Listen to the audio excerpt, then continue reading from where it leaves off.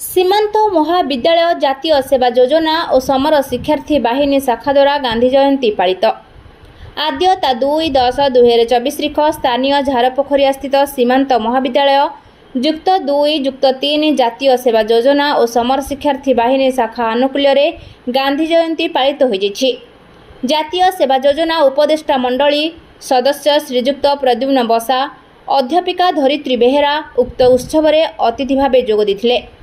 युक्त 2 कार्यक्रम अधिकारी श्रीजुक्त शिशिर कुमार पट्टनायक, युक्त 3 पुरुष विभाग अध्यापक शरद कुमार पढ़ियारी, महिला विभाग अध्यापिका आरती हो और समर शिक्षार्थी बाहिनीर लेफ्टिनेंट निहार रंजन महंत नेतृत्व में स्वेच्छासेवी माने प्रथमे महाविद्यालय सम्मुखें थिबा गांधी महात्मा प्रतिमूर्ति, सुभाष बोस प्रतिमूर्ति और गांधी तैलचित्र में पुष्पमाला अर्पण करी एक सद्भावना शोभायात्रा बाहरी।